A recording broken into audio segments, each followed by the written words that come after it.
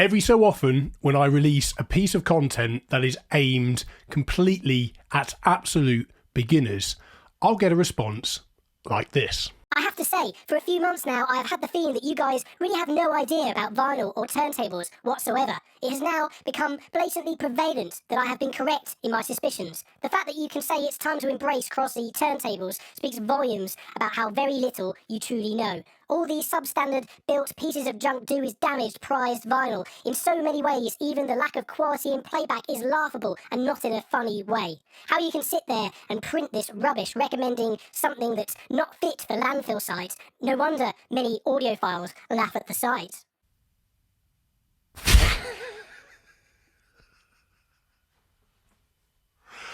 Oh my God, that was difficult to read.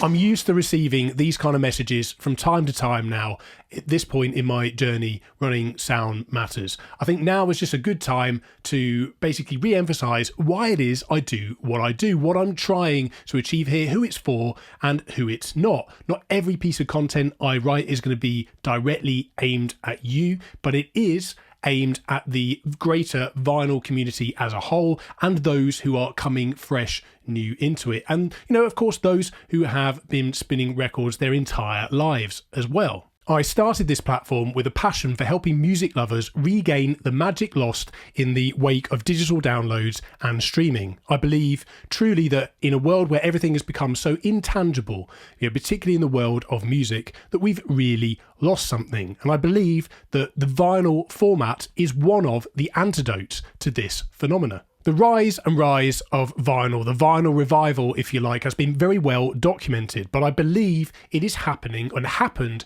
for a reason. There are large swathes of people out there who are craving an element of something that they have lost. I believe that they're mixing it up. They're not just going all in vinyl. They're going for a mixture of the convenience of streaming and then the experience of vinyl, and even to a lesser degree, but increasingly so, CDs as well. And dare I say it, tapes. But, these elements are all coming from the same place. Whatever your journey is in recapturing some of that magic, I support you wholeheartedly. Just to be clear, I didn't explicitly recommend, as the guy suggested, Crosley turntables. I'm merely taking more of an approach of trying to kind of encourage and gently nudge people towards something that's better, but not in the process creating some sort of hostile kind of atmosphere around the whole hobby that might put people off. And, I know some people feel very passionately about the whole idea that Crosley turntables should be banned, but it's my personal view that having a more kind of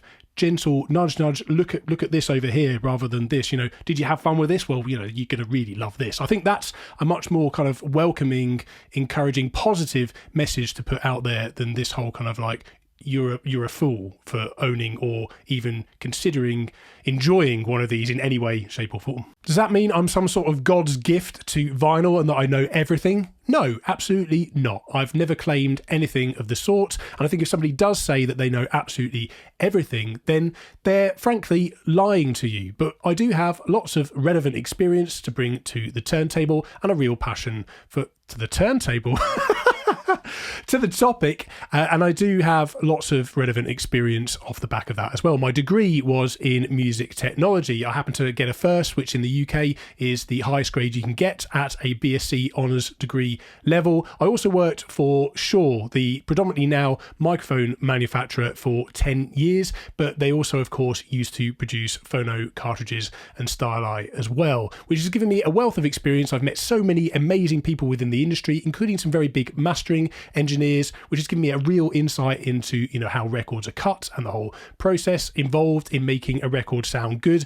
I've got incredibly good insight into how records are made. I've produced records myself, which gives me a very good understanding of what constitutes as a good sounding record, what makes a good sounding record, and how the different stages of production affect the final result. So there's lots of experiences to draw from here, on top of the overall passion that I have in making sure that you as the vinyl enthusiast, or you as the music fan generally, just gets a little bit more of that magic back and gets the best possible result no matter what your budget is. I'm also a passionate musician. I play guitar, I write songs, I sing, and I must say, most of the records I did produce were my own material. And I did work with some artists and bands and people I knew coming up when I wanted to be a recording engineer, until I kind of realised just how not conducive to family life that whole lifestyle generally is, how antisocial it can be. But it was great experience along the way, which I think really helps me understand the whole process of what makes a great record.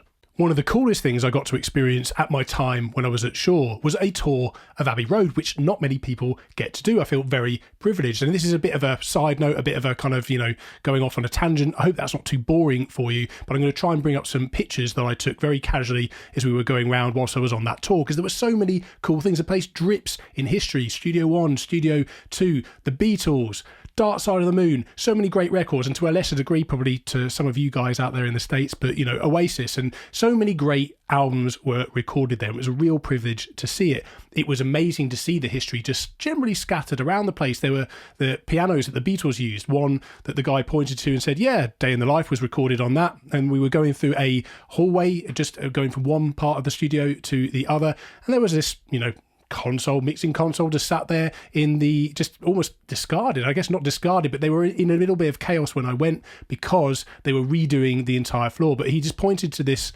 mixing console and said, yeah, Dark Side of the Moon was done on that. So I was completely blown away by the whole experience, and hopefully, that just kind of, I just want to share that kind of passion with you as part of this channel.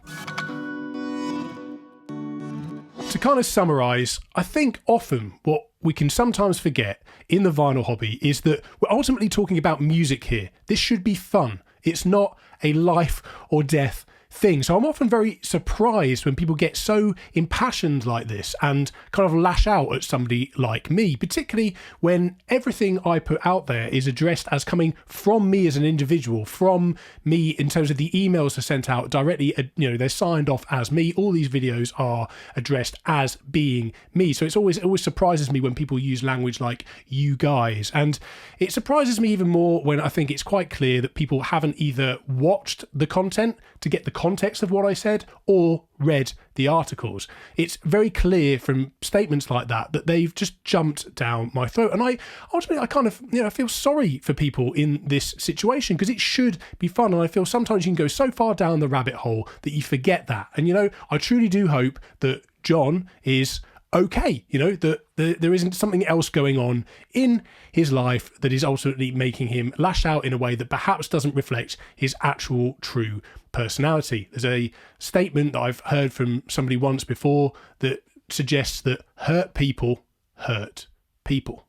So if you want to be with me on this journey, I truly appreciate you. If you have a passion for vinyl records, I absolutely welcome all opinions and comments that are constructive, but this kind of lashing out I find difficult, and I think this kind of snobbery will damage the hobby over time. So thank you once again. Sound Matters has been a website far longer than it's been a YouTube channel, so I appreciate all of the support I've seen over here on this platform. If you haven't already checked out the website, head over to the link in the description and check it out for yourself in your own time. And if you'd like to support me in my mission for sharing the love of collecting vinyl records and regaining a more authentic listening experience, then also check out the discount codes in that same description where you can get money off vinyl gear to feed your hobby, including record cleaning products from Groove Washer, 12-inch record display systems, sleeves from VSS, vintage vinyl from Vinyl Pursuit, and a subscription to Vinyl Moon. I get a very small commission from these sales at no extra cost to you, and I appreciate